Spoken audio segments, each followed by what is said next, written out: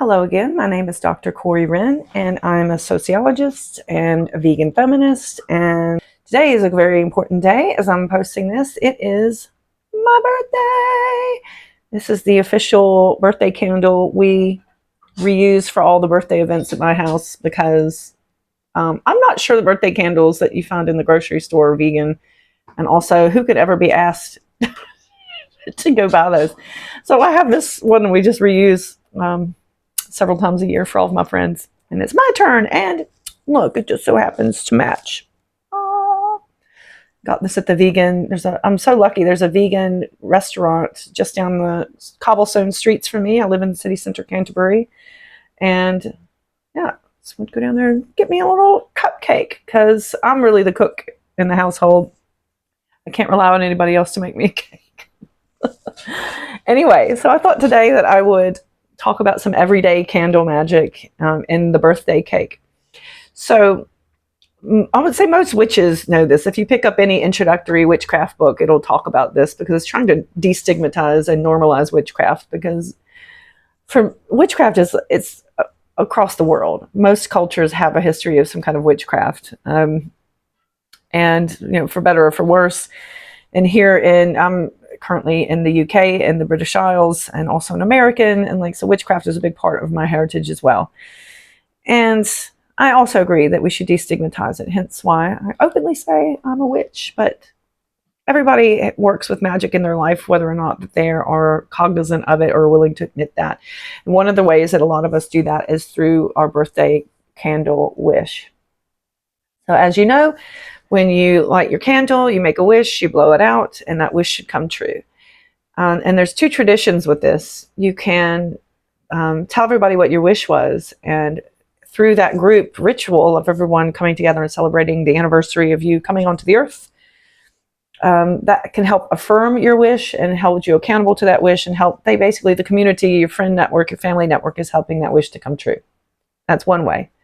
But usually what we do is the second way is that we don't tell anyone our wish. And that actually comes from witchcraft as well, is when you try to, you hide that magic, the magical intents and the magical workings that you're doing, because that maintains the power. Once you start telling people about it, it loses its power and dissipates. And anyway, that's the theory.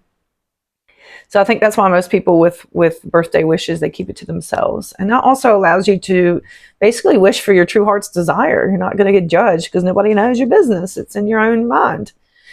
But anyway, that's what witchcraft is all about, is we're using candle magic. Whoa, and we're setting an intention, and we're hoping for it to come true, and we're putting our energy and heart into it. Cake is also a big part, believe it or not, of witchcraft ritual as well. Typical of most religions and spiritual practices, rituals will oftentimes incorporate a drink and a food. And because witchcraft is very much so about pleasure seeking, which is kind of the antithesis of many religions of the world that ask for you to deny pleasure and deny the body and all that kind of stuff. Witchcraft is the opposite. Anyway, so one of the reasons for, because of that, we have a lot of cake and booze and juice and all that good stuff in witchcraft ritual. So oftentimes a ritual will end with sharing cakes, sweets, wine, or fruit juice for people who don't drink. And that's great. So the humble birthday cake, in this case the humble birthday cupcake, actually is imbued with quite a lot of witchcraft ritual magic.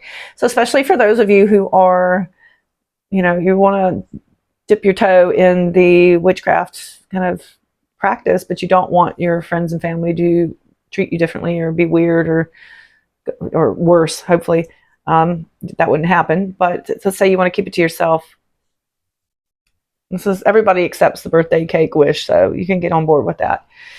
For vegans, again, I've already kind of hinted at this. The candle, you want to make sure. I don't know that the birthday candles are vegan. If you know if they are or not, you can comment and let me know.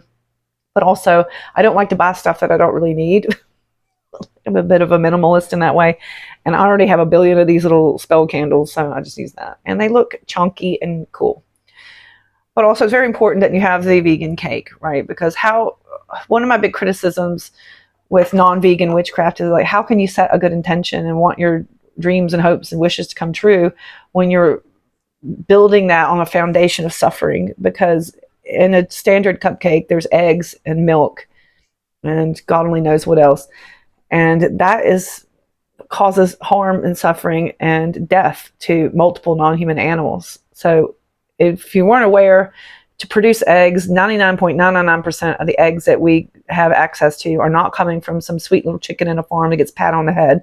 They're coming from factory farm conditions. And here in the UK, as I'm recording this, you're actually legally allowed to say that your chickens are free range, even though they're not, because we have avian bird flu. All birds are contained inside. And even if they are free range, then what does that even really mean? They don't live very long. They've been genetically manipulated to produce a lot of eggs in a short amount of time. There's a lot of suffering involved with that. And then for people who keep, those rare people, maybe you do know somebody, some hipster who's got a chicken in their backyard or whatever, it's still they're genetically manipulated and their bodies produce eggs. And think of the amount of resources it takes to produce those eggs. It's equivalent of a human being giving birth to a baby over and over. Like, it takes a toll on your body. But this is happening in a very quickened time frame, so that these chickens don't live very long. And if they do live for longer than the agricultural industry wants them to or expects them to, their bodies just start to fall apart. So people who rescue chickens, for instance, oftentimes put them on birth control so that their insides don't just start falling out and all kinds of prolapsing and horrible things. And then, of course, even no matter where your chickens are laying their eggs, you also have to think about the boy chickens who cannot produce eggs, and where do they go? They usually almost all of them are ending up in an industrial grinder, ground up alive. Not my birthday cake, thank you very much. And then we can also think about the dairy that's involved. Dairy is not just death for the mother cow, who's going through a similar situation as the mother chicken and will be sent to slaughter by 5 or 6 years old, still a baby herself. But then the baby cow who comes along, if she is female bodied, she'll meet the same fate in many cases, if not killed outright because of surplus. And then, of course, the boy calves who cannot produce milk will be killed as well very soon, usually just a couple of days after they've been born. So it's really horrible, and I don't want that in my birthday cake, and it's not fair, it's not just, and that's not going to be the foundation of my vegan witchcraft. So when you're thinking about doing your incognito or, out of the broom closet, loud and proud vegan witchcraft birthday magic, make sure that that cake is animal free. And if you're not sure how to go about that, actually cakes are super, super easy to veganize because eggs simply act as a binder. Recipes are super simple. It's something like baking, don't quote me on this, but it's something like you get your flour, your sugar, your oil, a little bit of apple cider and baking soda. And the apple cider and baking soda create the reaction that makes bubbles in the cake, so you have a nice soft cake. So it's really super easy. The basic ingredients are quite simple, and then you can add stuff to them. And recipes abound online. So if you're not making the cake and you're asking someone to make it for you, and you're a bit worried because it's vegan, this is like probably the first thing that most people can make vegan that really is relying on substitutes, but it's still at its base is pretty much the same thing. That's my spiel on birthday cakes. And yeah. So here I am as I'm recording this. I'm turning 42 years old, straight up in my hag years, and I'm happy to be there. And I won't share it. I'm going to keep it to myself.